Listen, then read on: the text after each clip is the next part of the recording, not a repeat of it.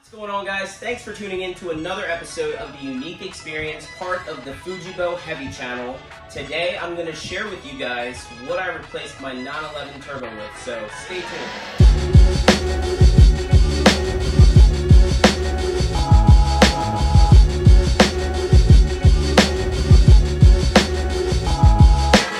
Once again, thanks for tuning in to another episode of the Unique Experience. If you're new to the channel, my name is John. My personal goal is to own and experience as many unique cars as possible.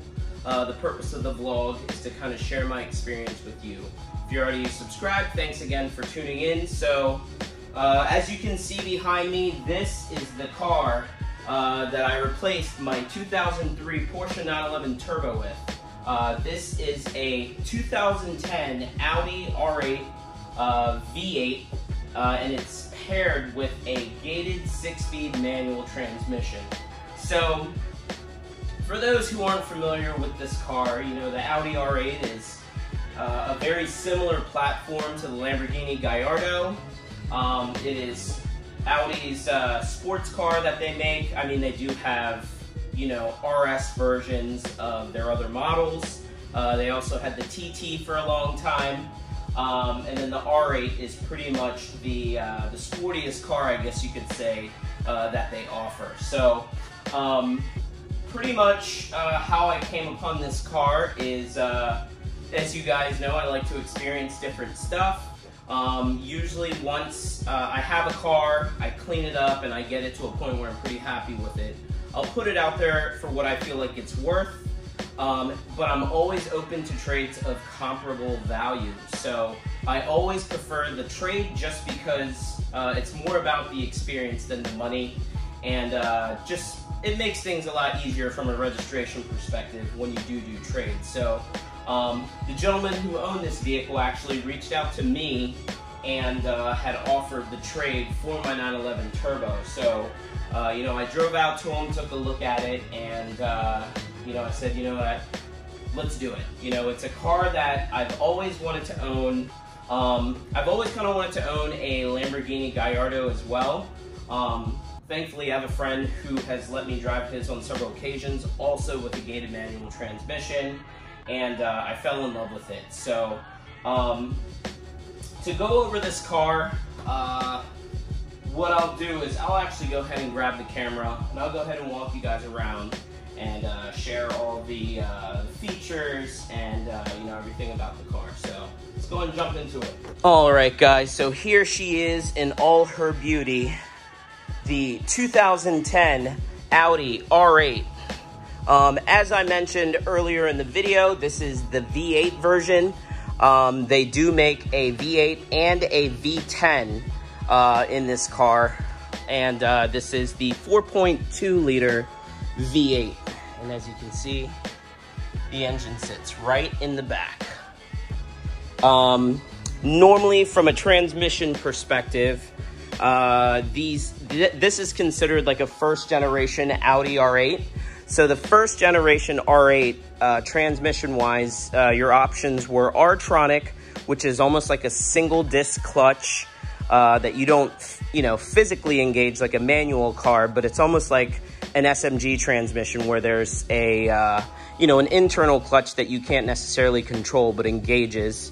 And then there's the gated 6-speed manual, which is a lot more uncommon compared to the R-tronic. Now, when you jump up to the second generation of the R8, you have either S-tronic, and I'm not 100% sure if they actually made, you know, the second gen in a manual, but personally, I really like the way that these first gens look. You know, the headlights, for example, I like how it actually kind of has like a curve to it. It just looks really sleek. And if you look even closer, it says R8 right there in front of I believe that's the turn signal bulb. And then also the taillights looks definitely different from the second generation. So to kind of go over the modifications on this car, there hasn't really been a ton. One of the previous owners, I believe the second, had done a lot of these modifications. So when I got the car, it had the calipers done in lime green, which looked great. I like how, you know, they put the decal back over it. It almost looks like, you know, it could be a factory thing. Also, when I got it, it had this carbon fiber wing, which I think looks awesome. I believe this style wing is what came on the V10s in this generation. These taillights are also not factory. These are what are called R8 GT taillights, so they're black housing. The badges have definitely been changed to black. And if you look through the rear bumper grills, you can actually see the piping for the titanium exhaust, and it actually sounds really, really good. Otherwise, there aren't really a lot of modifications on it. I added these. They are actually just covers, carbon fiber covers that go on top of the factory side view mirrors. And it actually just flows with the rest of the carbon on the car, because this car is pretty well optioned. As you can see, the mid blade here is all carbon fiber. And sometimes if it's not in carbon fiber, it would just be color matched to the vehicle. I believe the color is called Phantom Black. And the interior is also black with carbon trim. Windows tinted 5%. The windshield was also done in 50. The reason that I did that is in an effort to keep the heat down. The car being black with black interior, it naturally gets hot inside. So tint actually can help keep the heat down. So here's the interior. As you can tell, it's all carbon, which is awesome. The door sill lights up, it says R8, which is pretty sweet. There's the inside. And as you can tell, the seats and everything in this car are actually in really, really good condition. So your carbon trim, there's carbon there. And we'll go ahead and kind of jump in here just to look at the cockpit. So as you can see, there is carbon fiber all along here. Carbon shift knob, I actually added that. And then there's actually carbon fiber all along this this door as well. So let's see here. We'll go ahead and kind of go over the features of the car. I won't start it up, but we'll go ahead and just kind of turn the key. So here you have your radio. We'll go ahead and turn this off here. Actually, you know what? I don't think it's very happy right now. So let me go ahead and we'll go ahead and start up the car. So take it out of gear.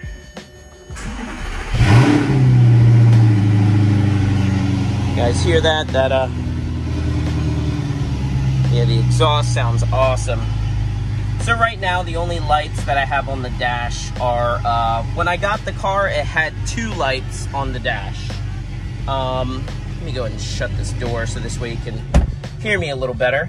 So when I got this car, the only lights that were on the dash was the TPMS light, and then also there was a red brake light, which you can see right over here, the red brake light.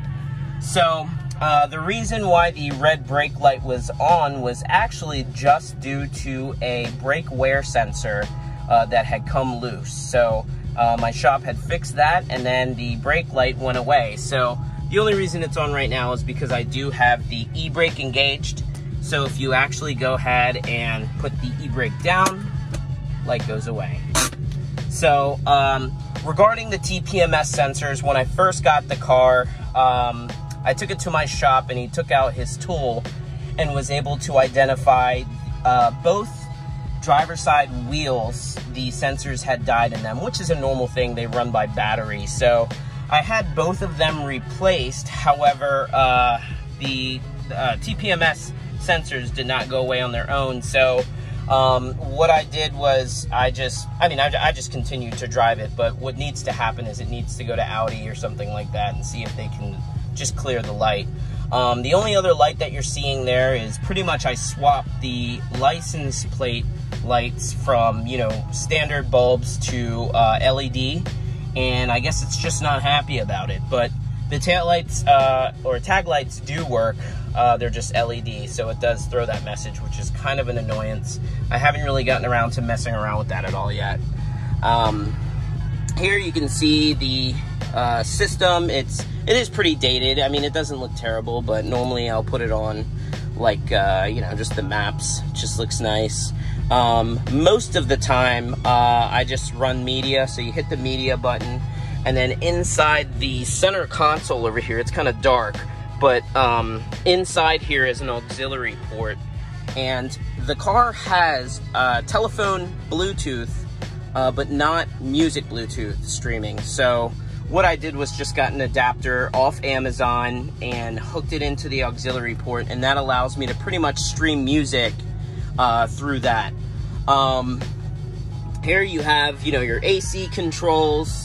You have heated seats, so pretty much if you want to turn it on, you just hit that once and you can see it's on the low setting. Hit it again, it jumps over. So it is extremely hot right now. We definitely don't need that. This car is also loaded with the Bang & Olufsen sound system. So let's see if, yeah, I don't know if you can see that right there, right below that speaker, but for a factory system, it sounds very good. Here, these are parking distance control sensors, so it does have, you know, the sensors around the car, so it'll let you know how close you're getting to something. This right here is the wing adjustment. So the factory wing on this car will go up or down depending on speed. Right now it's been replaced and that wing is fixed, so that's not really functional right now. This is traction control. This is the sports suspension mode. It kind of stiffens everything up and allows you to do a little more spirited driving. Things are a little more tighter when you go around corners. I haven't used it yet just because I normally just like to cruise on the highway.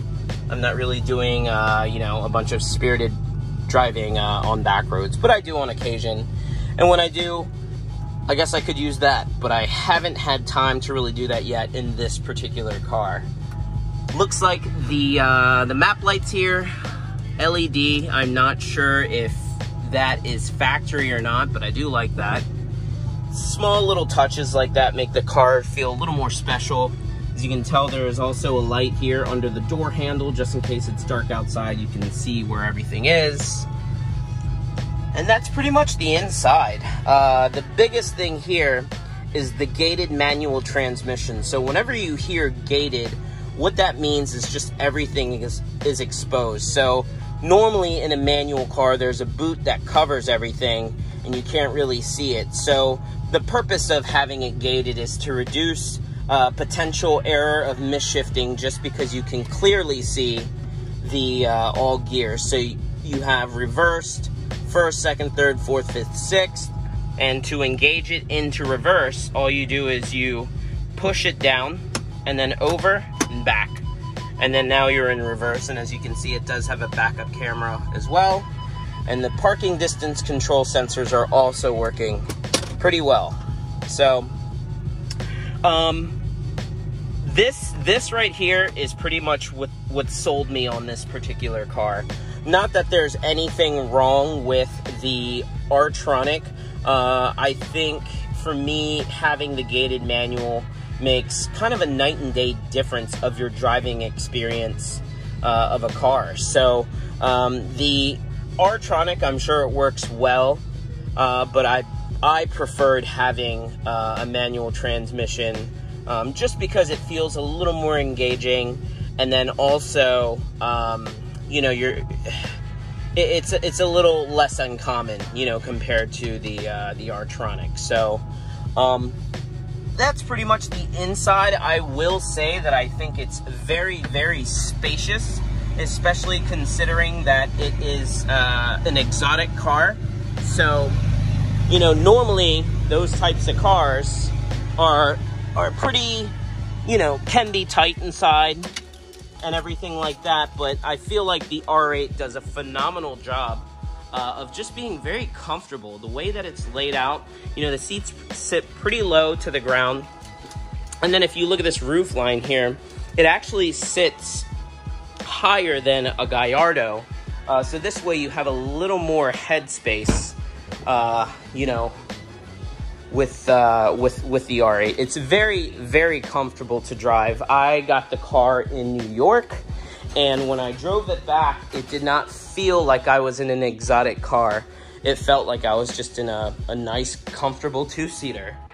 But it was very, very comfortable.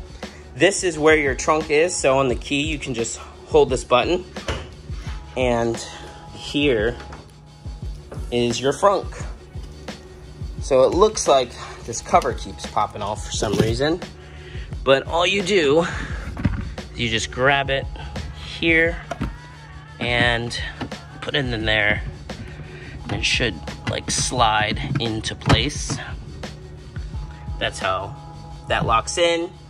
The battery is actually back there, and these are the TPMS sensors. As I mentioned, I got only the two on the driver's side were bad, but I just figured I would go ahead and buy the entire set just to be safe. Take a look at the headlights. It's pretty sweet. It has, you know, the LEDs on the bottom, HID, low beams. I mean, this is an awesome car. I mean, I love, not a ton of trunk space, but, you know, for a sports car like this, I mean, it's just nice to have some sort of space. So, do one more kind of walk around just so you guys can see it at all angles.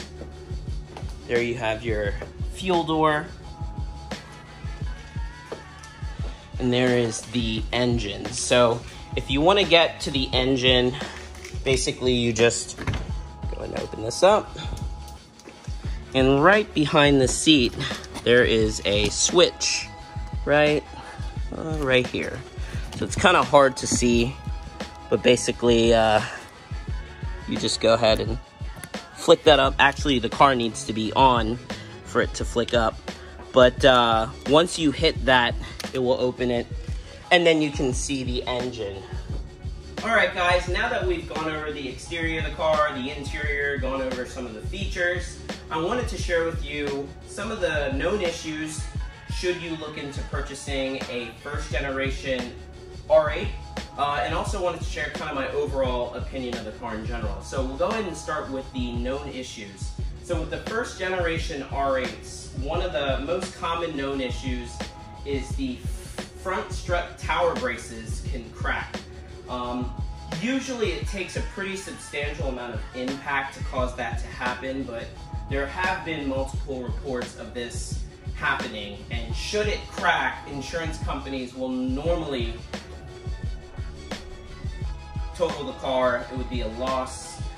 Should cracking happen, there are places that can weld it. I mean, you would have to have somebody that can weld that particular type of aluminum, but it can be done.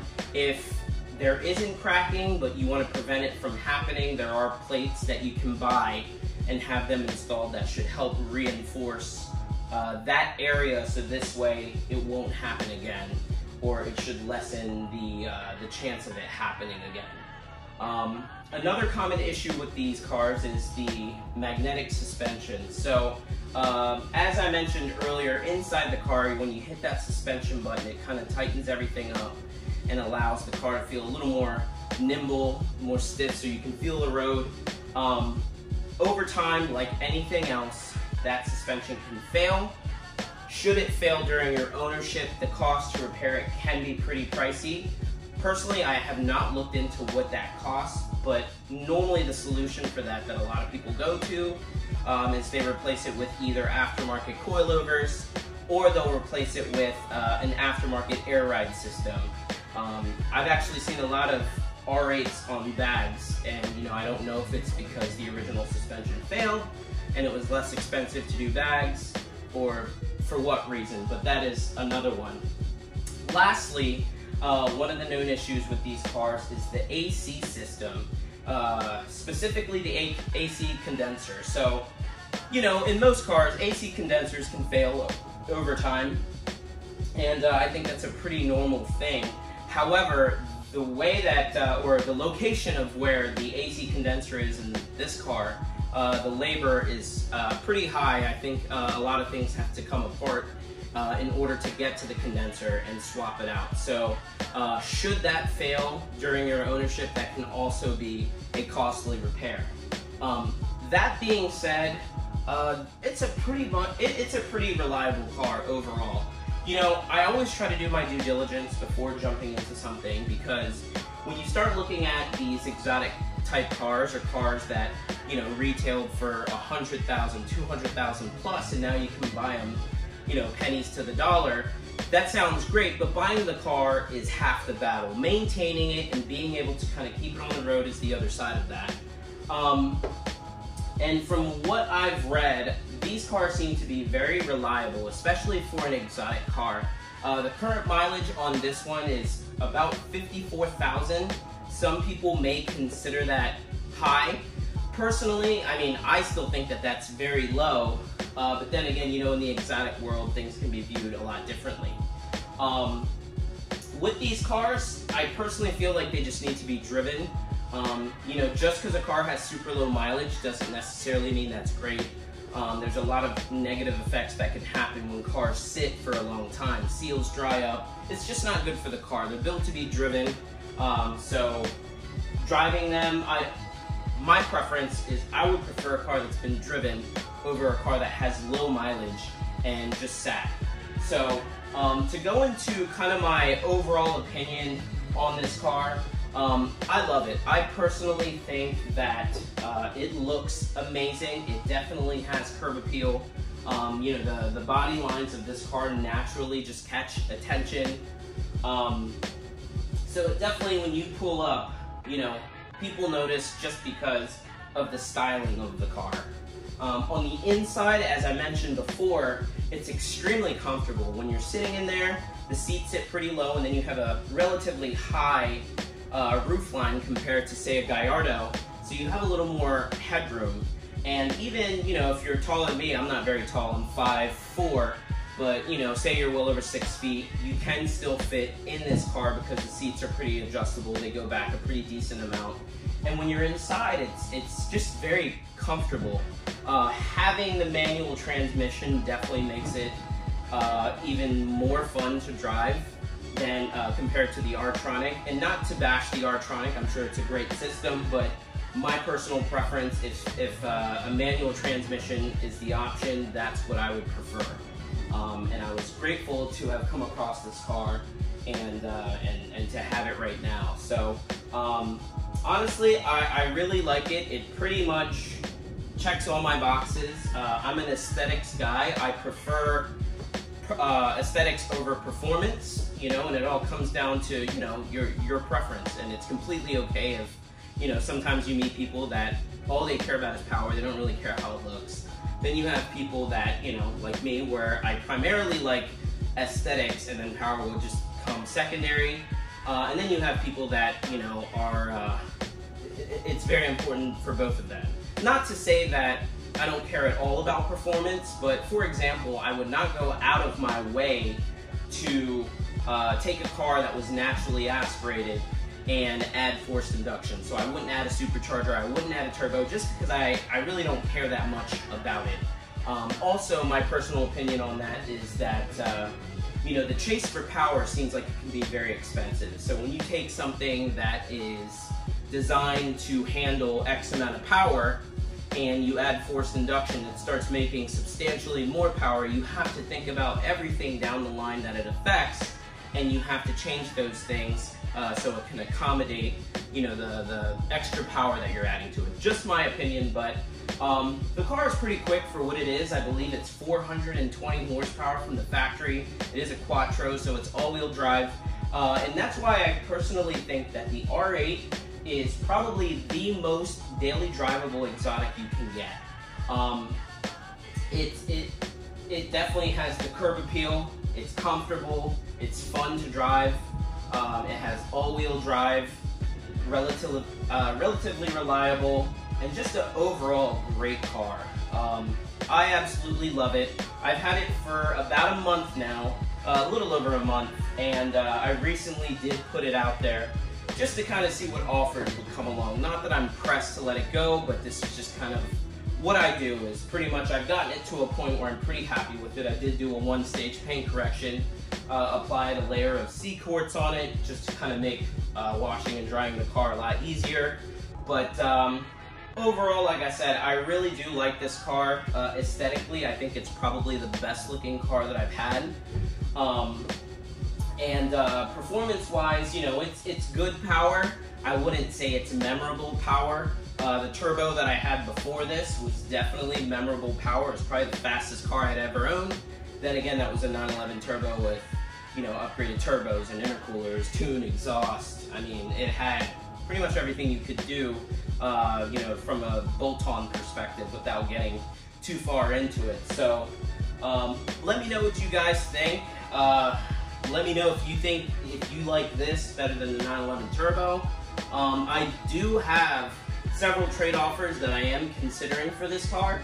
So that is actually why I wanted to take the time to go ahead and vlog and document it, just so I could share it with you guys and my opinion of it and the common issues to look out for. So hopefully you guys enjoyed the video. Until the next ride comes along, I hope that everyone stays safe, and we'll see you in the next video. Peace.